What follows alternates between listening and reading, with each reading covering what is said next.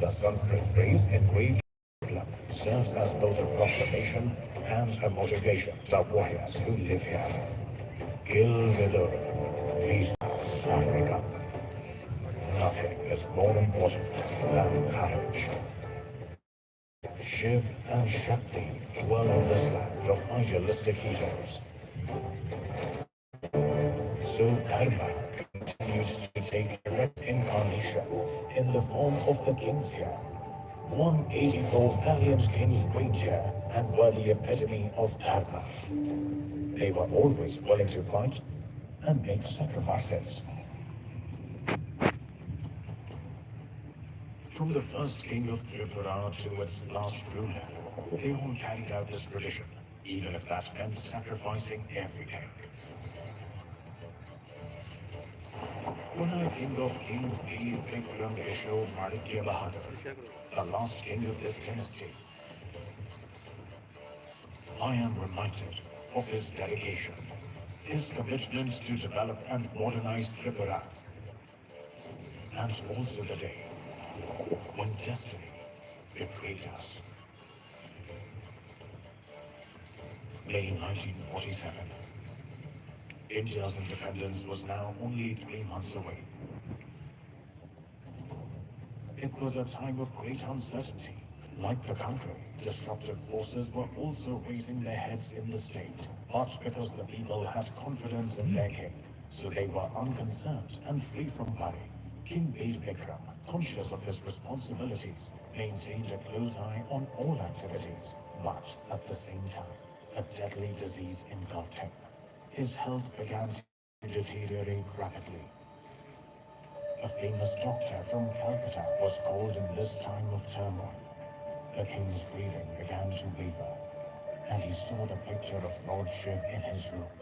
It seemed as if there was a silent dialogue between the Lord of the land and the God of the universe.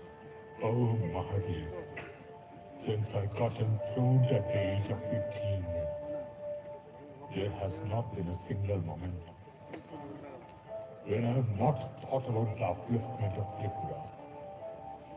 This responsibility is the very reason of my life. Today, when my people need me the most, will you not even give me the opportunity to try, O Lord? Immersed in and burdened with these thoughts, on May 17, 1947, the king died. As soon as the earthly form of dharma vanished, the darkness of unrighteousness or adharma increased. What was earlier being said in hushed tones was now being shouted openly in the streets. Long live Pakistan, evil fight and seize India. Long live Pakistan, evil fight and seize India. The existence of the state was at stake, and there were fears regarding the extinction of the tradition and culture that had been preserved for thousands of years. But for Tripura, such challenges were not new. When I step out to circumnavigate time, I stop at the 13th century. This was the time when numerous sword-wielding barbarians began crossing the state's border. In the early 1300s, Tripura was ruled by King Chengthompa. One day while hunting, the king targeted a wild boar with his arrow. And at that very moment, the boar also got struck by Princess Naipurti's arrow. Incidentally, these two met, and this meeting culminated in their marriage. But no one realized how significant this coincidence would be for Tripura's destiny. The Meghna River used to flow, marking the border between Bengal and Tripura. When Bengal was occupied by Muslim rulers, Tripura was also no longer safe. Hirawant Khan, who frequently looted Bengal, also started infiltrating Tripura. King Chengthompa drove away the looter. But Hirawant Khan returned again, and this time he was accompanied by a large Turkish army of Gaur. The king became perplexed and was unsure of what to do. Your Majesty, You are alone over here? The other army chiefs are waiting for you outside. What should I say to them, my queen? Going up against Hiravant Khan's army is like suicide. Death is better than surrender. You don't understand, my queen. My eyes are twitching since morning. This is not a good omen. O epitome of dharma, when the enemy approaches the gate, a brave man's arms flutter. If you are unsettled by uncertainty, then I will face Hiravant Khan. And that's exactly what the queen did. It seems like Maharani Naithokti took the form of goddess Tripura Sundari as she rode like an angry goddess, mounted atop a ferocious elephant. Her elephant trumpeted as if challenging Indra's Airavat. The queen's proclamation further encouraged her armies, and Tripura's valorous warriors protected their kingdom. Tripura won this war in 1240, and the queen came to be known as Tripura Sundari. But this war came as a forewarning of difficult times ahead. At the end of the 15th century, King Dhanyamarikya dramatically emerged as the ruler of the state, in a style akin to Chandragupta Maurya's ascension to the throne, as he got his right by killing conspiratorial assembly members and generals. King Dhanyamarikya was repeatedly confronted by Sultan Hussain Shah of Bengal. Due to his strategic acumen and guerrilla warfare abilities, he always dominated Hussain Shah. He also took over a large part of Bengal. And in one instance, his soldiers even brought back one of Hussain Shah's cannons to Tripura. King Dhanyamarikya carried out many war campaigns. On the one hand, he astonishingly climbed the fort of the Cookies and beat them, thus spreading his kingdom up to Burma. On the other hand, he made continuous efforts to win Arkan, the king's confidants. Army chief Rai Kachar and his younger brother Rai Kosa were his impenetrable armor and lethal weapons. Both of these fierce warriors played an important role in winning many wars. Along with his might and ferocity, King Dhanyamarikya was also filled with creative energy. Over and above the expansion of state boundaries, art and culture also spread under his rule. The Chaturdash Devta Temple, Ma Tripura Sundari Temple, and Bhairav Temple, built by him, are testimony to this claim. King Dhanyamarikya introduced his humanitarian side and gave the message that bravery is not only in facing the enemy, but also in challenging the harmful traditions that have become an obstacle to the welfare of the people. O king, it's absolutely necessary to sacrifice. Only when the gods and goddesses are happy will the kingdom prosper and your fame increase. I respect all you priests, but I rather accept infamy over the glory that comes from slaughtering thousands of innocent animals and young people every year. You are the epitome of Dharma. Why are you saying these anti-religious things? My Dharma teaches me kindness and truthful conduct. I have always given the right price to the craftsmen engaged in the construction of our temples for their labor. If I wanted, I would have used force in the name of Dharma to make them work for free. What would then be the difference between me and the Yavanas? For me, Dharma is what benefits everyone. And thus, it is my order that from now on, innocent youth will not be sacrificed. King Dhanyamarikya always inspired his successive princes with his personality and work. So much so that King Govindmarikya, who was enthroned in the 17th century, lost his kingdom due to his non-violent and compassionate ways. He wandered through many a forest, yet never abandoned the righteous path. In 1660, King Govind Manikya was residing in Arkan.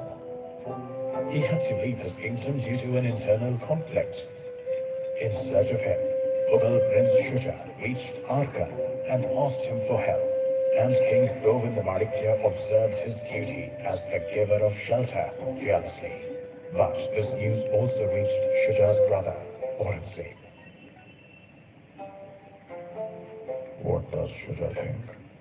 That if he hides in Tripura, he will be saved from my sword? Issue a royal decree to the king of Tripura and explain to him in strong words that if he doesn't obey the orders of the Mughal Sultanate, the consequences will be dire. Send the messenger immediately.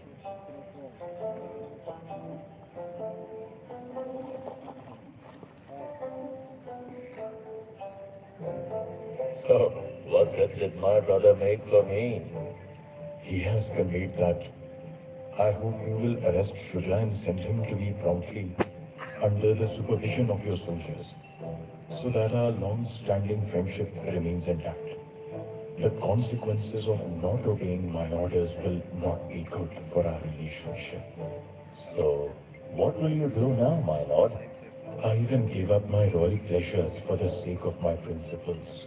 I will continue to observe my duty towards my refugee, even if I have to give up my life. As long as you stay with us, you'll be safe.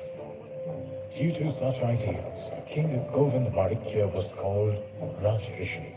He regained power in Tripura and established a welfare monarchy. Manikya kings always engaged in politics of public interest, but they also displayed unflinching valor when wars were imposed on them.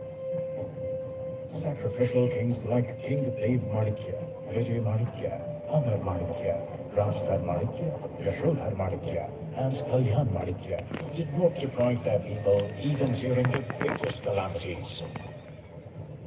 King Krishna Manikya had a long struggle with Shamsher Ghazi to provide peace and prosperity to his people. In 1760, the king made Old Agartala his capital instead of Udaipur. But peace sustained for a short time. The British had stepped onto Indian soil. From 1761, the conflict started between Tripura and the East India Company. King Krishna Manikya always remained dominating on the battlefield, but the British continued to strengthen their hold with their diplomacy. Times changed rapidly. The Mughals collapsed, and now power went into the hands of the British. Even after this change, Manikya continued to perform his duty. In 1838, King Krishna Kishore Manikya laid the foundation of present-day Agartala. Then came the pioneering prince, who brought about a wave of modernity in Tripura. King Bir Chandra Manikya assumed power in 1862. Now the meaningless wars had stopped, and progressive ideas were beginning to mold Tripura's character. Like his righteous ancestors, King Bir Chandra Manikya attacked social evils. Sati Pratha stopped, and Tripura got freedom from slavery. While social reforms were taking shape on one side, new systems were also being formed. However, the king's biggest contribution was in the form of a zealous encouragement of art. He was truly a connoisseur of music, literature, folk literature, and photography. King Bir Chandra's photo art became so widely popular that the American photographic magazine Practical Photographer published an illustrated biography of the king in one of its issues. King Bir Chandra was quite famous for experimenting with photographs. He took a picture of himself and the queen with his own camera, and this was probably the first selfie in the history of mankind. In addition to preserving various arts, he himself was a proficient musician and poet. The king was also an expert in painting. He employed a French artist to make portraits of his ancestor kings. There was no limit to his imagination and talent. When Awadh collapsed after the revolt of 1857, it was King Bir Chandra who gave displaced artists a place in his court. The Navratnas of his court included artists from all over the country, and soon they also came in contact with India's greatest poet. Grieved by the sudden death of his life partner, Queen Bhanumati Devi, the king was rescued from a sea of mourning by a poem called Bhagno Hriday, written by a young poet. The name of that talented unknown poet was Rabindranath Tagore. After this incident, an unbreakable relationship was formed between the royal family of Tripura and Tagore. Tagore studied the history of Tripura with the help of the king and placed it in his immortal works, Rajrishi, Visarchan, and Mukud. After King Bir Chandra Manikya, Tagore also had close relations with King Radhakishore Manikya. The royal family of Tripura also maintained their friendship by extending economic and moral support to Tagore in Shantiniketan and his other reform-related works. The British rule was a period of peace for Tripura. But whenever the opportunity came to show bravery, Tripura's soldiers triumphed and received accolades for their courage. At the time of World War II, when the Japanese army was moving towards India, Tripura sent its army for the war in Burma and played an important military role in preventing the Japanese invasion of India. The first Tripura rifles, prepared by King Bir Bikram, crushed the Japanese encroachment. The warriors of Tripura glorified the motherland and received honor and praise from British officers. The Maurya dynasty, with high ideals and great kings, has never deviated from its royal duty. But even the brightest star completes its journey and sets.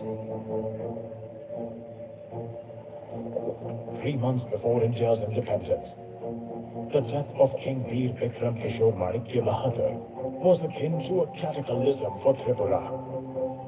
After his death, his 14-year-old son, King Kirit Bikram Kishore Manikya, was declared the King of Tripura, and the reins of governance were taken over by his mother, Maharani Kanjan Prabha Mahadevi. But after the death of King Bir Bikram, not a day has passed without civil disturbances in the state. Had King Bir Bikram been alive for another 3 months, he could have prevented the destruction caused by the direct action of the Muslim League. The Tripura government was moving towards anarchy. There was commotion everywhere, and there was a distinct threat of Pakistan seizing Tripura. In this period of utter despair, a woman once again protected the state. In the 13th century, Maharani Tripura Sundari raised the sword to confront the enemy. Now years later, Kshatrani Kanjan Prabha Mahadevi took crucial decisions that secured her kingdom. Many great sons of Tripura agitated to save their motherland and increased the power of the Queen. The Queen briefed the then Union Home Minister Vallabhbhai Patel about the situation in Tripura. Later, the Queen herself went to New Delhi to discuss the issue with Union Home Minister Patel. Additional forces were sent to Tripura, and the situation in the state improved. The Tripura Ascension Agreement was signed by the Queen on the 9th of September 1949, resulting in Tripura becoming a Part C state of India. The glorious rule of the Maurya dynasty came to its conclusion, and Tripura proceeded towards a promising future. Tripura is currently the 3rd smallest state in India, but its surrounding regions have a long and inspiring past. Excellent art, a wealth of knowledge, and a cherished cultural heritage. The people of Tripura are the state's greatest asset. because they have received traits that are constantly thrusting Tripura to its apex stage of development. Basic education is given free of cost to children, and Tripura is far ahead of many other states in the country in terms of literacy. On one hand, this region has an unrivaled reservoir of natural resources, and on the other, its temples, palaces, and natural beauty attract a large number of visitors each year. Tripura is like a little water vessel with an ocean of possibilities. With the ideal of Kilvidor Virta Sarvagam in their hearts, the untiringly diligent residents of Tripura are constantly striving to make their state the pride of the nation. That's the sole intention of every Tripuri and